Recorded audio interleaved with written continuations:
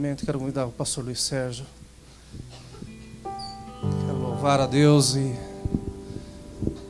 é um presente que o Senhor está nos dando. Eu não conhecia o pastor Luiz Sérgio pessoalmente, mas Deus tem usado a vida do pastor Luiz de uma forma que tem abençoado não só a minha vida, mas a vida de muitos aqui. E é uma honra estar do seu lado hoje.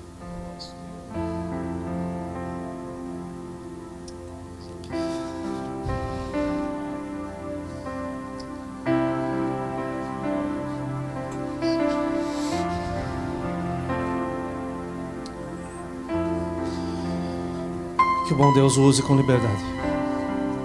Os corações estão abertos.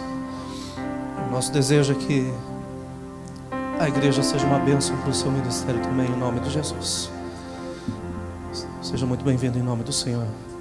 Que o Senhor o use com liberdade. Recebam todos a paz do Senhor. Podeis assentar-se em nome de Jesus. Para mim é uma honra, um prazer estar com os irmãos aqui essa noite, podendo glorificar e exaltar o nome do Senhor. Eu trago a saudação da igreja a qual eu pertenço, Igreja Pentecostal Cristo Vivo, e eles mandam um abraço para toda a igreja aqui, amém? Meus irmãos, quero convidá-los a abrir a sua Bíblia no livro 1 Samuel, capítulo de número 3.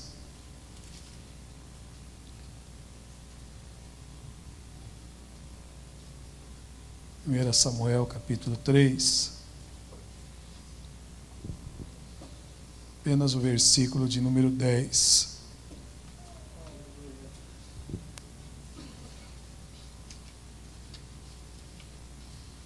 Primeira Samuel 3, versículo de número 10. Nos diz assim: Então veio o Senhor e ali esteve, e o chamou como das outras vezes: Samuel, Samuel. E disse Samuel: Fala, porque o teu servo ouve. Amém? Nessa primeira etapa, eu gostaria de relembrar os irmãos sobre o chamado, não é? Falar um pouquinho sobre chamado. E o que é chamado? O chamado é uma convocação para exercermos as mais distintas tarefas na obra de Deus. Então, quando Deus está chamando uma pessoa, ou quando Deus está chamando um grupo, ou quando Deus está chamando a igreja, é para que através daquela igreja, daquele grupo, do indivíduo, o trabalho do Senhor aconteça. Deus não chama por chamar, mas quando Deus chama, é porque Ele tem propósitos. Você pode dizer para a pessoa que está do seu lado: Deus te chamou porque Ele tem propósitos. Não existe um método definitivo, mas sim um método divino. Ou seja, é Deus que escolhe. E além de Deus escolher, é Deus também que nos convence que nós somos chamados. Eu gosto de fazer muito isso, irmãos, não reparem, mas olhe para o seu irmão de novo e diga assim para ele: se você conseguir correr do chamado, você nunca foi chamado. Mas se você tentar correr do chamado e não conseguir, é porque você é chamado.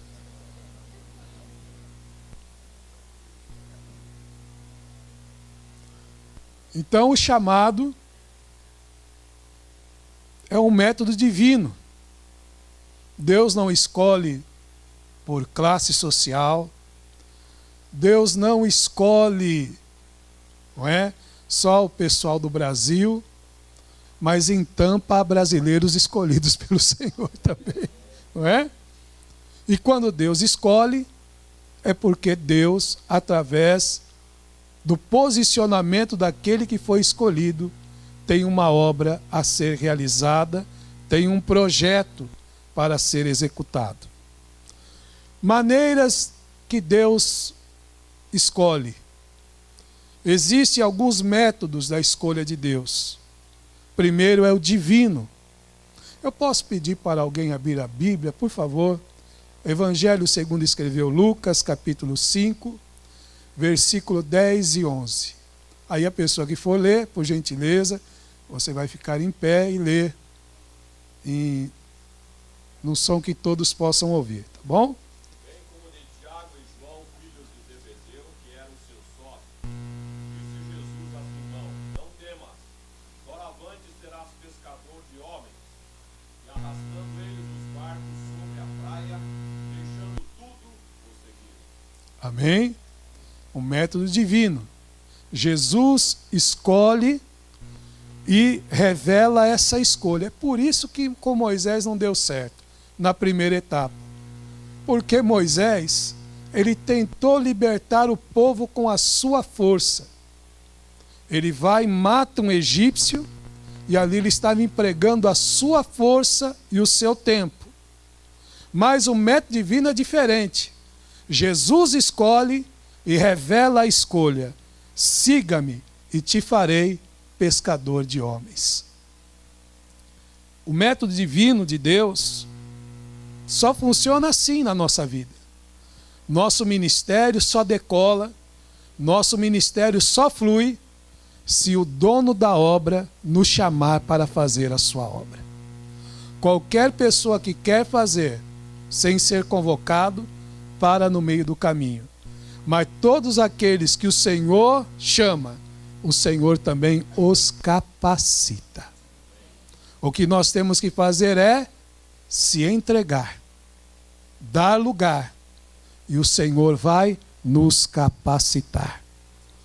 Segunda forma da chamada divina é uma chamada pessoal. Quem pode abrir a Bíblia, por gentileza? Jeremias capítulo 1, versículo 5 ao versículo 7.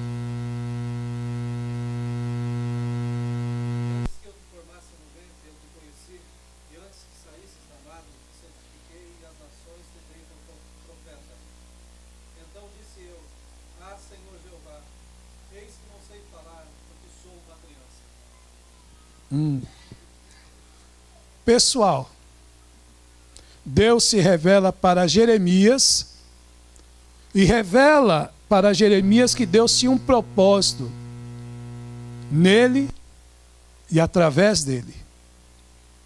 E Jeremias, ele se preocupou ou se preparou para ser sacerdote, não era para ser profeta. Mas guarde isso no seu coração, irmão. Só Deus sabe aonde você vai funcionar. Só Deus sabe onde você vai funcionar. Porque a capacitação e a chamada vem dele. O mesmo Deus que chama é o mesmo Deus que capacita. Aqui em Tampa nós não temos esse problema, mas lá em Santo André de vez em quando aparecem alguns que dizem: eu queria fazer isso, eu não queria fazer aquilo. Mas se nós somos chamados para servir, como foi dito hoje, servo não se manda, servo aceita a vontade do seu Senhor. Amém, meus irmãos? Então, meus irmãos, só Deus sabe aonde você vai funcionar. E Ele te coloca aonde você vai funcionar. Irmãos, sem falar de placas e nada. Mas existem pessoas que precisam entender. Este vaso está bonito porque está aqui. Se ele estivesse lá no canto, ele continuaria bonito, mas não estaria no lugar adequado, no lugar certo. Existem vários lugares, existem várias igrejas, mas o meu ministério, o seu ministério, só funciona se nós estivermos no lugar certo. E do lugar certo, fluímos para outros lugares, porque essa igreja é como uma árvore que está criando raiz, vai crescer e vai frutificar para a glória de Deus. Amém, meus irmãos? Terceira fase da chamada do Senhor na nossa vida é soberana. Isso quer dizer o quê? que não vale contestar. O que nós temos que fazer é aceitar humildemente a chamada que o Senhor está nos propondo. Uma coisa que eu entendo, irmãos, com Deus não vale barganhar. Não vale. Quando Deus nos chama para exercer um ofício, nós não precisamos nem orar no intuito de Deus vir confirmando. O que nós temos que entender é que se Deus falou, está falado. E nós temos que colocar o nosso coração no lugar que está o coração de Deus. Amém? Se houver dúvidas, devemos orar, pedir ao Senhor confirmação, sim. Mas existem pessoas que oram há 30 anos e o tempo está passando. Não é? Aí fica difícil. Mas se Deus está nos cercando, porque quando Deus chama, Deus convence. Se Deus está nos cercando, falando a mesma coisa, agora o que eu tenho que tomar é uma atitude para entrar dentro da visão que é a visão de Deus. Então a chamada de Deus na minha vida e na sua vida é soberana. Quem pode manda, quem tem juízo, amém. Glória a Deus.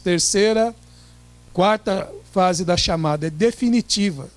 Você vai encontrar ex-jogador de futebol, você pode encontrar até ex-juiz, mas esse pastor, você não vai encontrar ex-pastor nunca. Ex-diácono, ex-missionário, porque a chamada de Deus, ela é definitiva. Amém, meus irmãos? Vamos ver isso? Lucas capítulo 9, versículo 57 a 62.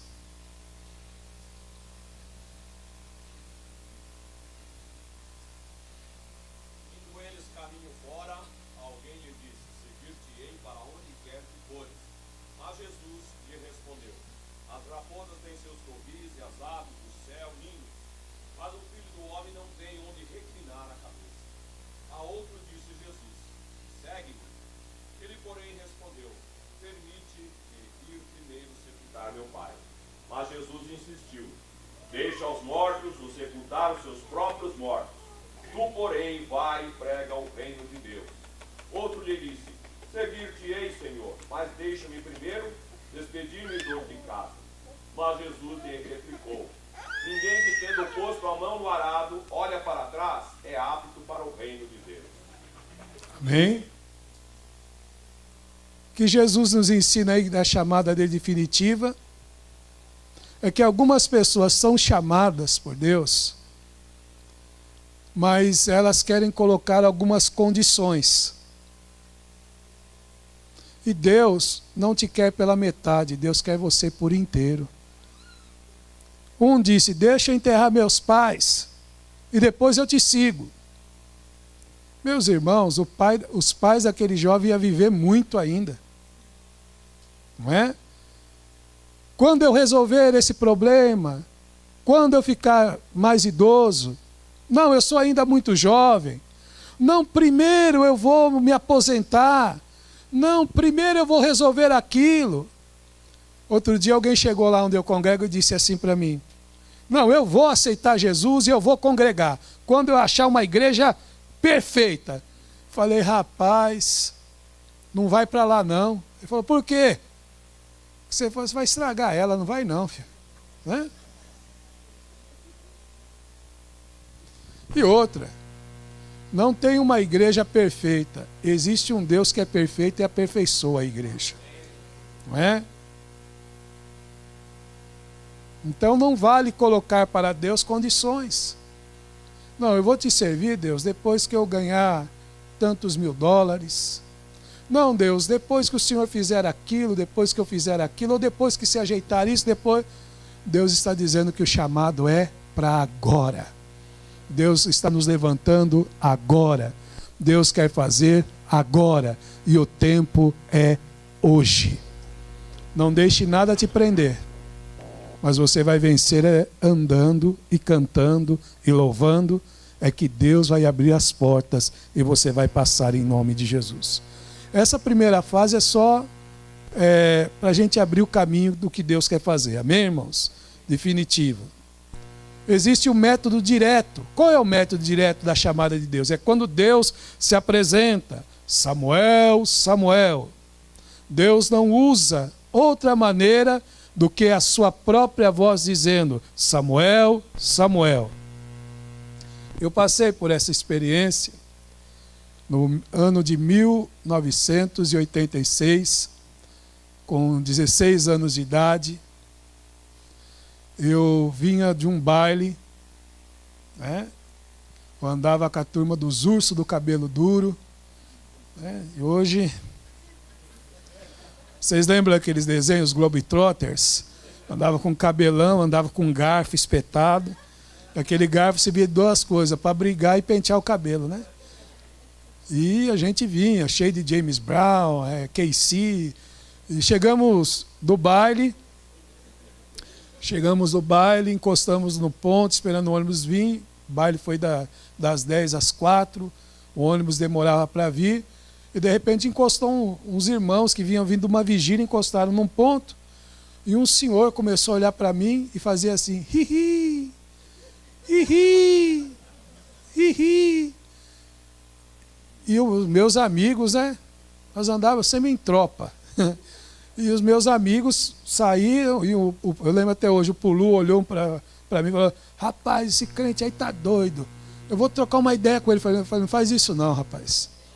Minha mãe é crente também, dança sem música e fala uma língua que ninguém entende. Não fala, mexe com esse povo aí não.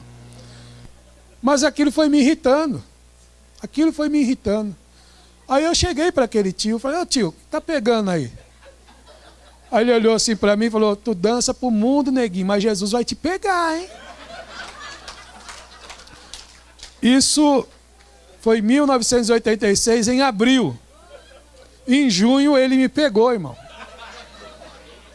Tinha acabado de fumar um baseado, tinha cheirado cocaína e decidi me matar. Porque o meu lar era um lar destruído, meu pai tinha ido embora.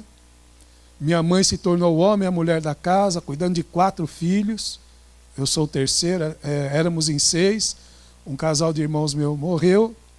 E eu já não tinha mais desejo de vida. Meu pai, antes de ir embora, eu descobri onde era o cofre dele, onde ele deixava o cavalinho, a pitu, a velho barreiro. E com 9 anos de idade, eu já bebia. Quando não tinha bebida, cheguei a tomar éter, cheguei a tomar álcool, inalei desodorante. A minha vida era assim. E eu desejei me matar. Subi numa cadeira, peguei uma corda, amarrei no pescoço. Olha que eu fui pular, uma voz entrou dentro do quarto onde eu estava e disse: Luiz, não faça isso porque eu te amo e eu tenho uma obra na tua vida. Desmaiei. Quando a minha mãe chegou, né, me chamou: Luiz, eu falei: estou aqui. Ela: glória a Deus, glória a Deus, glória a Deus.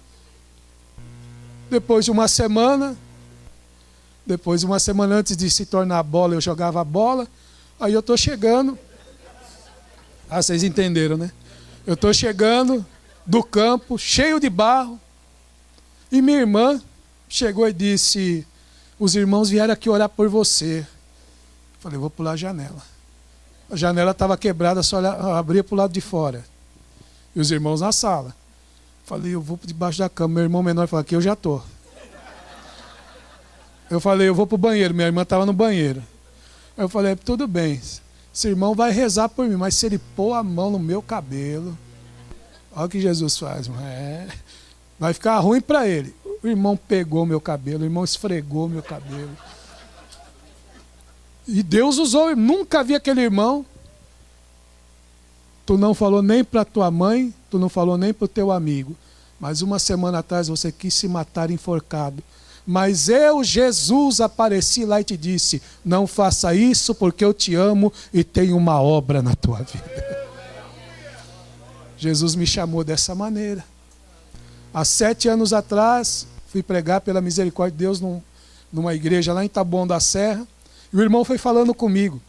Pastor Luizinho, você vai conhecer hoje o nosso pastor, é homem de Deus, tem 93 anos, anda com andador, mas quando Deus toma o homem, ele sai rodando na igreja. Eu falei, não vou pregar não, eu quero ouvir ele pregar. Ele falou, rapaz, por causa da diabetes ele não enxerga, mas quando Deus toma, ele corre no meio da igreja sem ninguém segurar ele. Eu quero conhecer esse homem, não deixa eu pregar hoje não. Aí eu cheguei lá, daqui a pouco o pastor está aí, eu querendo conhecer esse pastor. O pastor chegou, pastor fulano aqui é o pastor Luizinho, veio pregar. Ih! Eu não falei que Jesus ia te pegar, neguinho? Uau! Ele chama do modo direto. É quando ele se revela para você e mostra para você e chama você e trata com você e capacita você. Deus chamou do modo direto Noé. Deus chamou do modo direto Abraão. Deus chamou do modo direto a Samuel. Existe um modo indireto, e nesse eu vou ficar um pouquinho. Modo indireto. Vamos ver isso na Bíblia? É interessante. Números 27, versículo 18 ao 23. Quem achar, por favor.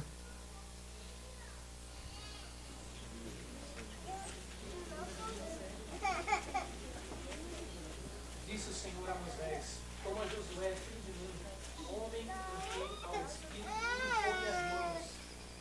Apresenta-o perante Eleazar, sacerdote, perante toda a congregação, e dá-lhe à vista deles as tuas ordens. Põe sobre ele da tua autoridade, para que lhe obedeça toda a congregação dos filhos de Israel. Apresentar-se-á perante Eleazar, o sacerdote, o qual por ele consultará, segundo o juízo do Urim perante o Senhor. Segundo a sua palavra sairão, segundo a sua palavra entrarão ele e todos os filhos de Israel com ele, toda a congregação. Fez Moisés como lhe ordenara o Senhor, porque tomou a Josué e apresentou perante Eleazar o sacerdote e perante toda a congregação, e lhe impôs as mãos e lhe deu as suas ordens, como o Senhor falara por intermédio de Moisés. Amém? Modo indireto. Deuteronômio, capítulo 34, verso 9.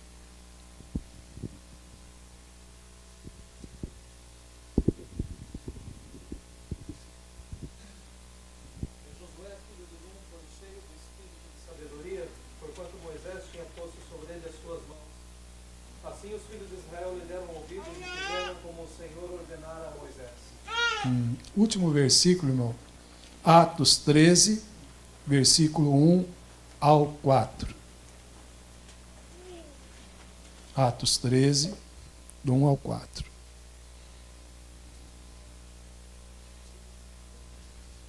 Havia na igreja de Antioquia profetas e mestres, Barnabé, Simeão, por sobrenome Níger, Lúcio de Cirene, Manaém, Colasso de Herodes, o tetrarca, e Saulo. E servindo eles ao Senhor e jejuando, disse o Espírito Santo: separai-me agora Barnabé e Saulo para a obra a que os tenho chamado. Então, jejuando e orando e impondo sobre eles as mãos, os despediram. Amém? Modo indireto. É quando Deus usa o nosso líder. Aqui em Tampa não tem isso, mas em Santo André acontece bastante disso.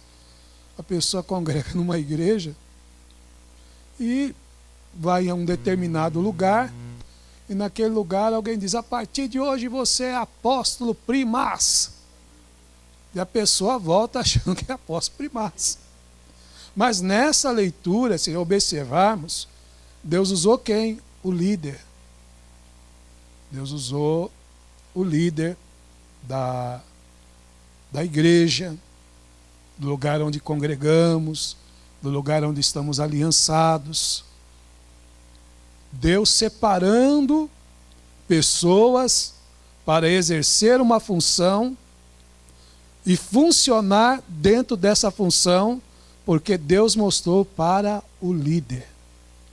O nosso líder aqui é o pastor pastor Maurício, não é? Cercado pelos seus obreiros, E nós entendemos que ele aqui é a pessoa que Deus usa para colocar e também para tirar. Qualquer um na igreja pode profetizar. É bom que tenha. Qualquer um na igreja pode chegar e dizer: olha, Deus me deu um sonho, Deus me deu uma revelação. Mas é para o pastor da igreja que Deus revela quem é para colocar, quem é para tirar, o tempo que vai ficar e aonde vai funcionar. Qualquer pessoa lá fora pode me dizer: Deus está dizendo que você vai fazer isso. Só que Deus vai usar o meu líder para confirmar aquilo que Deus falou. Então, quando o nosso pastor chega e nos diz: eu estava em oração e Deus me mostrou você funcionando nisso, aceite. É a direção que Deus deu para o líder passar para o liderado. Amém, meus irmãos? Lá em Santo André tinha um irmãozinho, ele era uma bênção, irmão. Ele gostava de fazer a obra. Ele só não entrou no grupo das irmãs, mas no resto, no gesto ele estava. Não, ele gostava de fazer a obra. Ele entrou no gesto, né? Entrou no grupo dos jovens. Ele já tinha 40 e poucos, já entrou no grupo dos jovens, sabe? Aí uma hora eu chamei ele e falei assim: rapaz, fica pensando numa coisa. O que, pastor? Quando houver vários compromissos num dia só se cortar você no meio. Oh, misericórdia. Eu falei: então, não é bom nós orarmos e Deus nos trazer aonde Ele quer te colocar para que você funcione? Porque se você fizer 10 coisas, 9 podem sair e uma. Então não é melhor servir a Deus com excelência? Você se posicionar e perguntar para Deus: Deus, aonde o Senhor quer que eu funcione? Aí nós oramos. Ele até mudou de cidade. Hoje ele mora, acho que na Bahia, mudou de cidade. E quando nós não temos ainda igreja na Bahia, ele está congregando uma igreja abençoada lá. E um dia ele teve um sonho. Ele disse que viu numa sala várias portas fechadas. Aí só tinha uma aberta. E um homem pegava na mão dele e disse: passa por essa porta. E quando ele passava, chamava-se a porta da intercessão. E ele falou para o pastor dele: pastor, olha, eu tive um sonho. A porta do ciclo de oração estava fechada, pastor, glória a Deus, né? A porta do gesto estava fechada, a porta do teatro estava fechada. Ah, pastor, a porta da comissão de contas estava fechada, só tinha a porta da intercessão aberta. E aquele homem me colocou para dentro daquela porta. O pastor disse: isso é resposta de oração, irmãos. Estamos precisando aqui de um grupo de intercessão na igreja.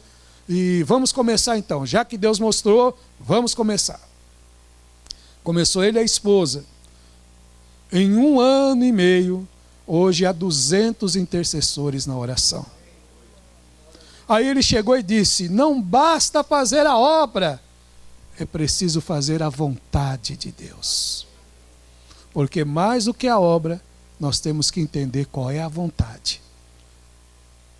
Amém, meus irmãos?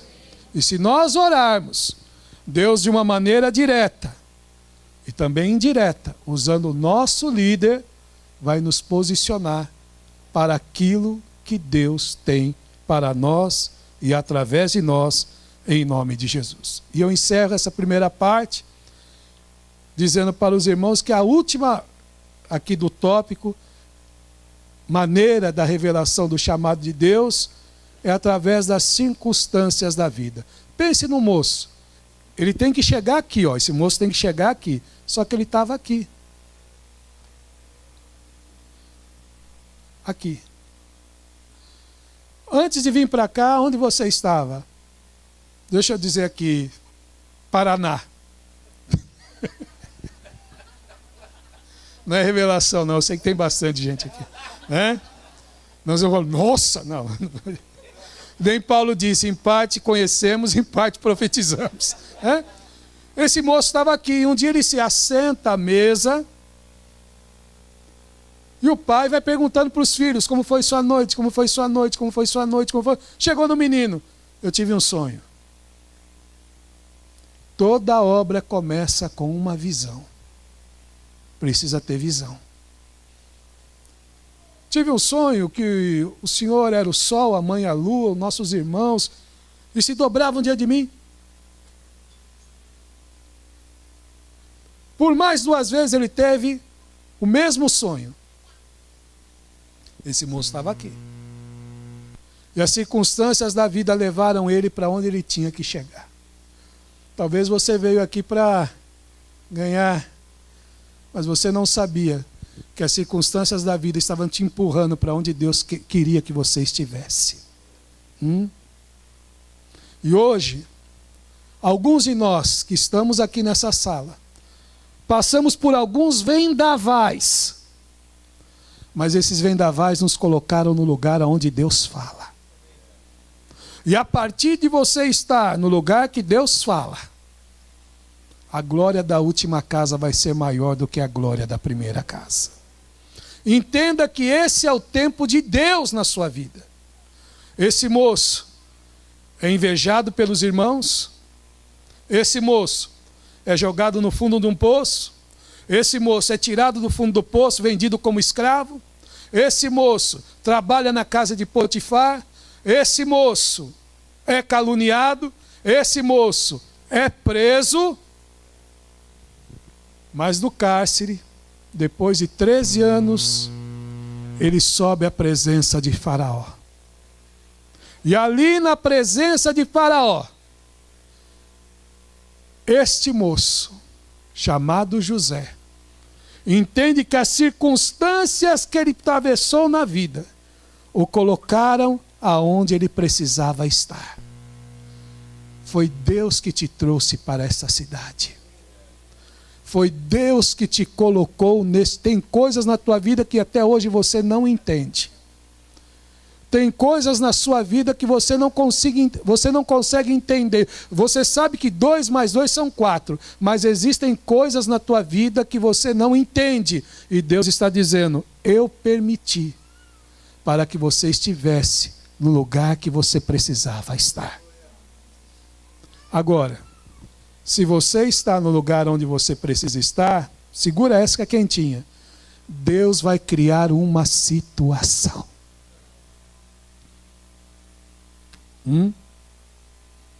José, segundo a direção de Deus, discerne os sonhos de Faraó.